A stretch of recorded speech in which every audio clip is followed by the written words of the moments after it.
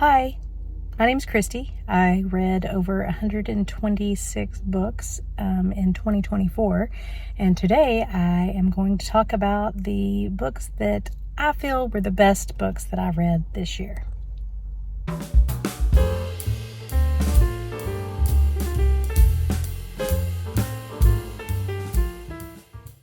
Hi, welcome back.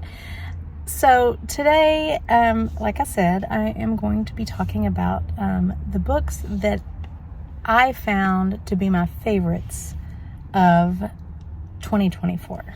And let me look at my list here. I have 17 best books.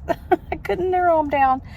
I probably could narrow them down a little bit better, but these I feel like are my favorites of 2024.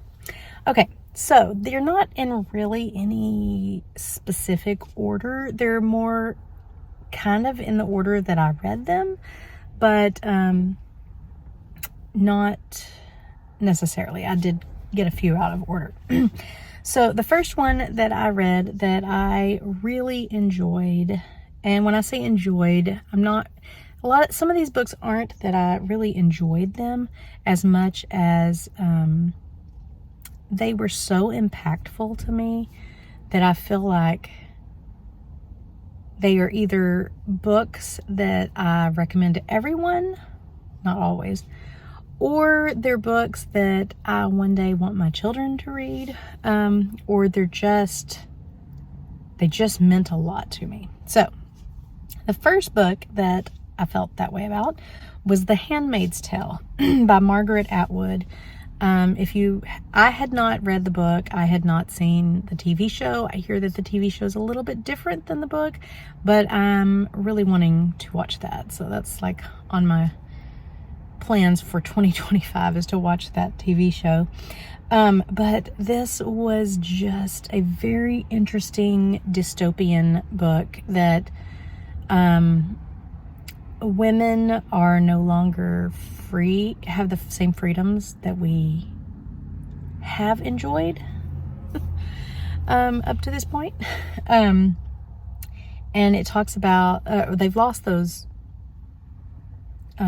freedoms, and now they are mainly there's different groups, and one group is mainly looked at just for providing children to the rich and powerful when their wives cannot have babies.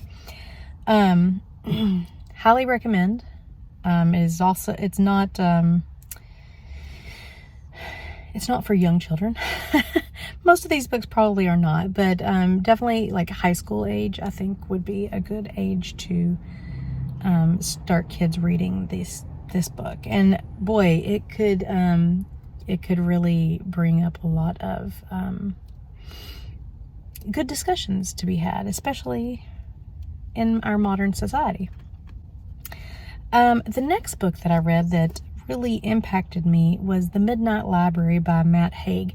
When I think back on this one now, it's not as strong, but there was just something about it at the time that just hit me hard to the point that I put online that I wanted to get the actual hard copy, which I never get the hard copies of books, and at least not anymore.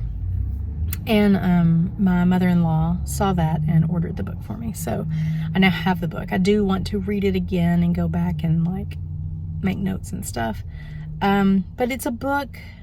This woman, it's like not a purgatory, but like she's dead but not completely dead. And in the time before her last moment of life, she enters a library, and every book on the shelf is a different life she could have potentially have lived, and she can pull those books out and go and live those lives until she either doesn't want to stay in that life anymore, and then she can come back to the Midnight Library, or she can decide to stay forever in that world. And it really talks about, it addresses the regrets that you may have in life where you think maybe you should have made a different choice, and how would your life be different. And sometimes it's not always it's not, it wouldn't turn out always how you think it might. And I really like that. I love my life. It's wonderful, but I always do. I mean, like everyone, I sometimes think, well, what if I had made a different choice? What if I had gone in this direction in my life? Where would I have been? So it's very interesting. The next book that I have on my list is A Gentleman in Moscow by Amor Tolls.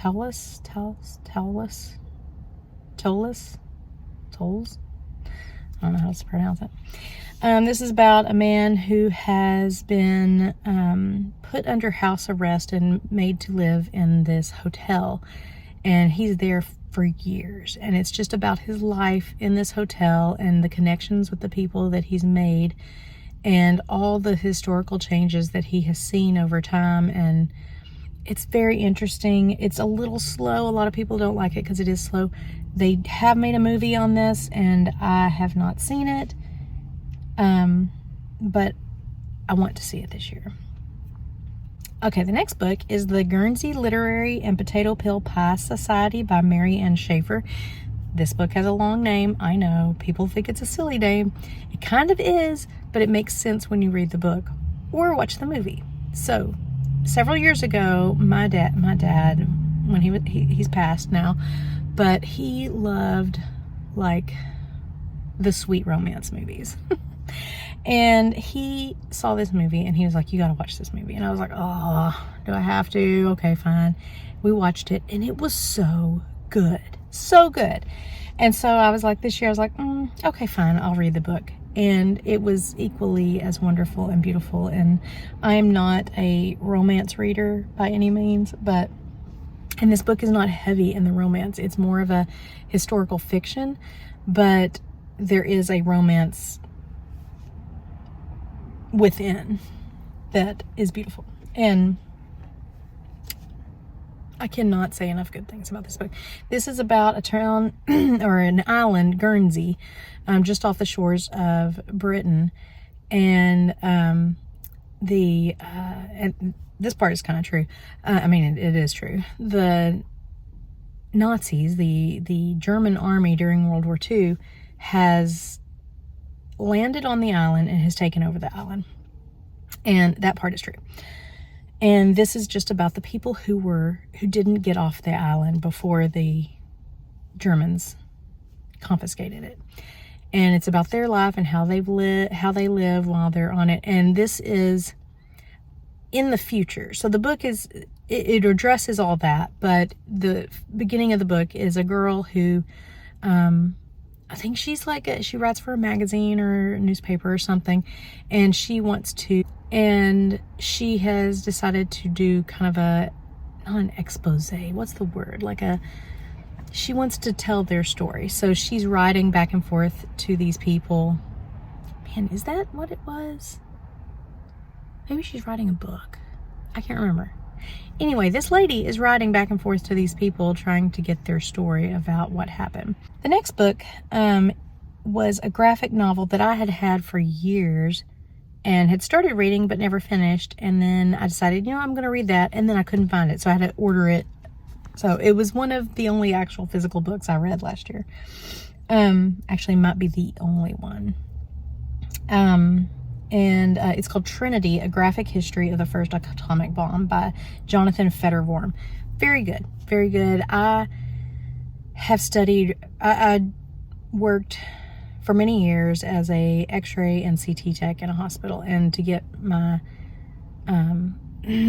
degree in that, I had to take a lot of radiation physics classes. Not a lot, but some. And on top of that, I love physics. Love it. So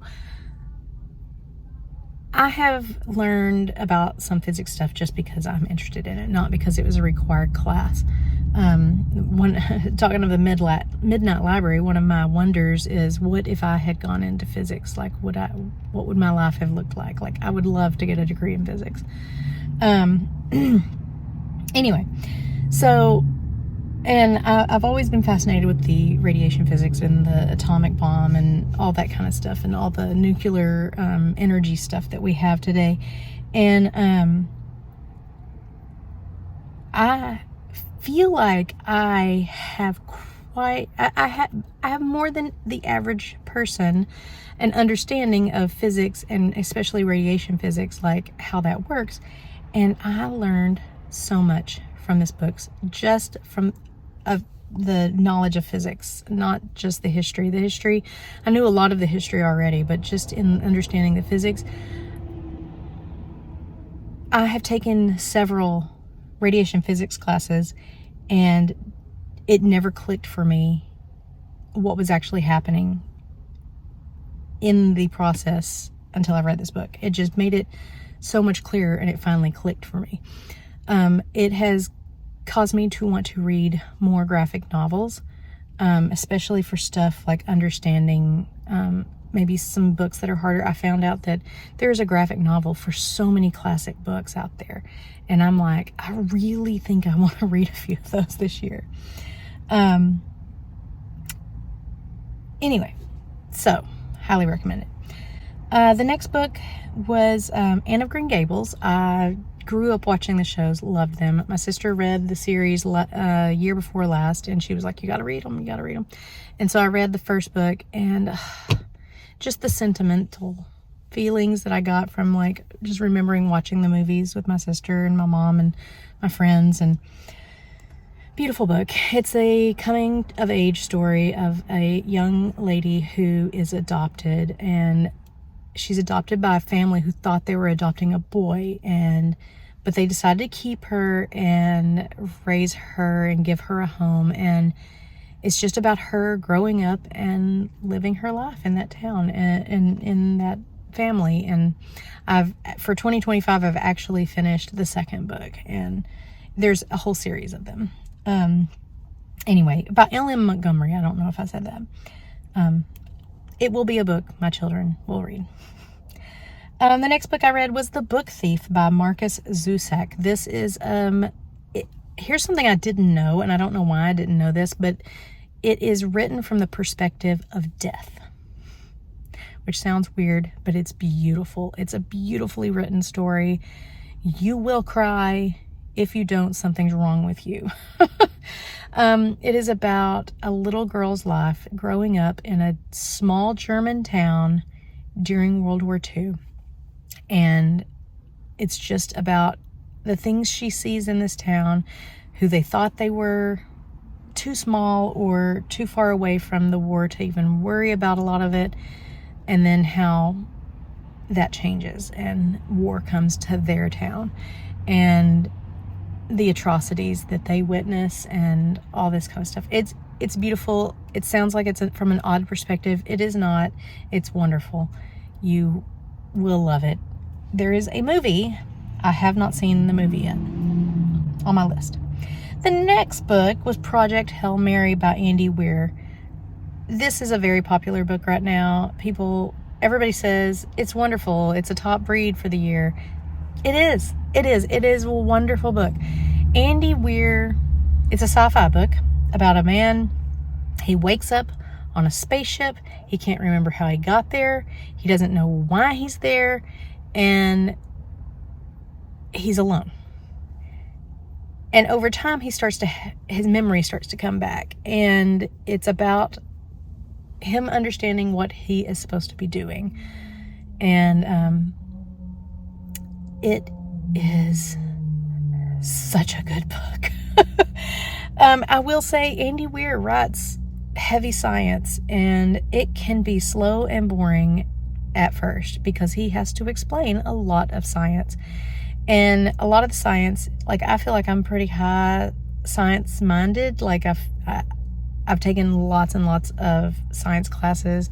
I love science. I read about science. I study science just for my own, interest. And most of it's way above my head. And that's not saying a lot because I'm not, a physicist or an engineer or something like that. But it's very well done. If you can just kind of power through some of the harder science stuff, the story is wonderful. Kind of reminds me of Michael Crichton in a way. I don't know if any of you have ever read any Michael Crichton. If you haven't, I highly recommend several of his books. But he spends a lot of time explaining science for his books. Just like in Jurassic Park, they explain DNA science and all that. And so, if you can get past and just plow through the science stuff, you'll get to a story that is just so good. So good. I'm in the process of reading The Martian right now. Okay, the next book is 84 Charing Cross Rd by Helen Hanff. This is a pen pal book.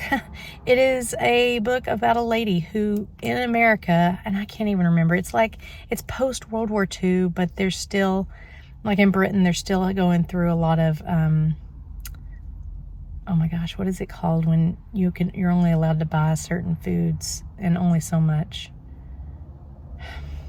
Anyway, they can't get a hold of a lot of stuff because they're still, trying to recover from the war. Anyway, this lady in America writes this rare bookstore in Britain or in England and asks if they have certain rare books that she's looking for. And this starts a decades-long pen pal relationship with her and all of the people in the bookstore. And it's much like the Guernsey Literary and Potato Peel Pie Society book, because it's just their relationship, a pen pal relationship, and it's beautiful. And it's very short, and you will probably cry. It's just beautiful. All right, the next one is 2 books. It's The Irish Boarding House and The Return to the Irish Boarding House by Sandy Taylor. It's a duology. This book messed me up. It was such a beautiful book. It is a lady who, she has no hope in her life. And she's about to just give up. And out of the blue, she gets all of this money. And she decides to start a boarding house, but a safe and nice and good boarding house for young girls who need it. And she had been through lots of boarding houses herself, and they had all been terrible. And she, it was just a horrible situation to be in. And she decided to make a difference. And she takes the money she's been given, and she opens a boarding house. And she helps these young girls who just have no other hope. Sometimes not even young girls, sometimes older women. And it's a found family kind of story, and it's just so good. In Return to the Irish Boarding House, she comes back and starts running it again, and again she's helping all these girls. And it's not a romance. There's a tiny bit of romance in it. It's not a historical fiction exactly, even though there is that, but it's just a nice story of the beautiful life of a woman. And I thought I was going to make it through the second book without crying, and then Sandy Taylor did something really mean to me, and in the last few pages caused me to be in the bathroom at midnight crying my eyes out because I didn't want to wake my husband up because it was just such a beautiful ending and something that I needed to hear. And I ended up writing her a Facebook message telling her how much it meant to me. So beautiful. Read it. The next one was The Women. I read this as part of or in a book club that I'm in. It's by Kristen Hanna. A lot of people have read this and know exactly it will mess you up. This book is about one woman in particular, but really the lives of many women who served during the Vietnam War in Vietnam and how they were treated when they came back to America. And mess you up. This will be a required reading for my children as they get older. I want to go back to Washington, D.C. sometime and visit, and I want to read this before I go. And it's wonderful. You should read it. Another book I read was The Diamond Eye by Kate Quinn. This is about a Russian woman who becomes a sniper during World War II. I mean, that's what it's about. And it's about everything she has to go through. And it is very interesting. And the whole time I'm reading this book, I'm like, man, I wonder if this is a true story. Like, this is pretty amazing. And come to find out, it is written based on the journals of this woman. And it's almost directly her journals, except Kate Quinn had to, that she had a couple of places where things didn't either make sense to her, or she wasn't really sure exactly how things were connected. And so she, not exaggerated, but, she tried to fill in the blanks, which may not be true stuff, but amazing. This woman's amazing. Another book I read was Anxious People by Frederick Backman. My husband read this and he was like, you have to read this book. This guy wrote the book, The Man Called Uwe. I have not read that book. My mom read it a couple of years ago and she's like, you got to read this book. It's about your dad. So it's on my list to read this year, but, anyway, Anxious People is so good. My husband read it and he was like, you need to read this book. You need to read this book. This book for me was almost like therapy in a book form, in a story form, to the point that I actually went and bought it from Half Price Books the other day. So I highly recommend it. It's about some people who are held hostage and then their conversations with each other. And really, I mean, for me at least, I felt like I could relate on some level to every single person. Like, every person was like a little facet of my personality in some way or another. And that's why I felt like it was a little bit of therapy and like self-realization. The next book I would that is on my list is Ghosted: An American Story by Nancy French. This is David French is pretty well known in the politics world. He's a constitutional lawyer. He has a couple podcasts. He writes for, is it the New York Times now? I don't know. He just got a job writing for one of the bigger newspapers or media sources. He does a lot of commentary on politics. He even ran for president at one point. And he and his wife was a ghostwriter, and they came out, they were I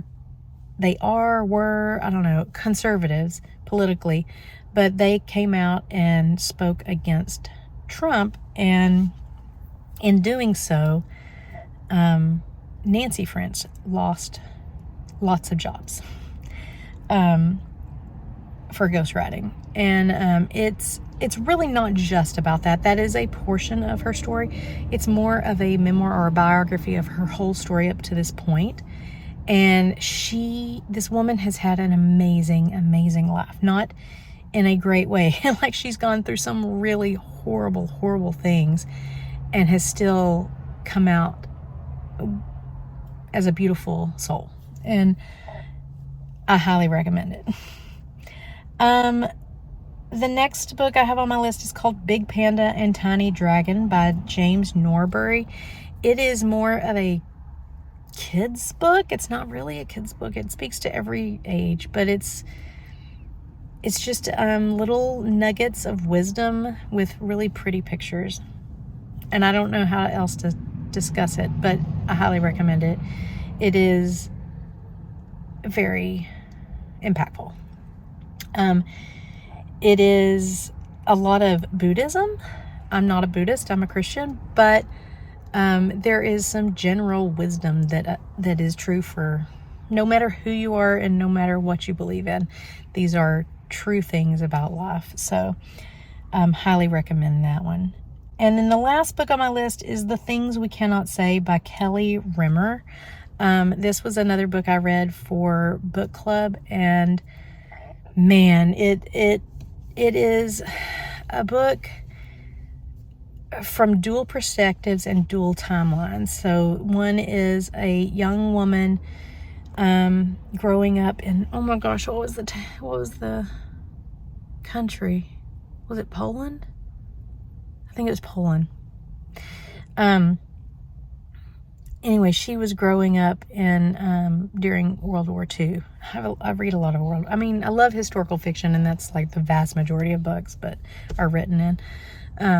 But anyway, and then the next perspective in dual timeline is her grandchild in modern times, and just her learning the story of her grandmother's life. And it is amazing, and I did a lot of crying. Okay. Anyway, that is the best books that I read in 2024. I have another 25 books that were 5 stars, and another 54 books that were 4 stars. I may also do my favorite series, and I'm thinking about also doing a worst books of 2024. And I'm also thinking about doing a DNFs of 2024. I may do worst books and DNFs together. But if you're interested in knowing what my 5 stars and 4 stars were, you can find my Goodreads. Or I think I'm also on StoryGraph. I know I am. If there's enough people interested, I could do a video. My plans for 2025, I am doing horrible in comparison to last year as far as getting my reading done. There's lots of reasons why, but I'm being very slow. And that's okay. That is absolutely okay. I'm thinking about maybe doing individual book reviews. I'm also thinking about doing monthly roll-ups or whatever. Monthly, I don't know, check-ins. So yeah, I'm trying to do some stuff over at Instagram as well, and you can find all the links to that down in the comments area. Not comments, the description. So yeah, I am doing okay, and I will see you again in my next video. Thanks. Have a good month. Have a good reading year.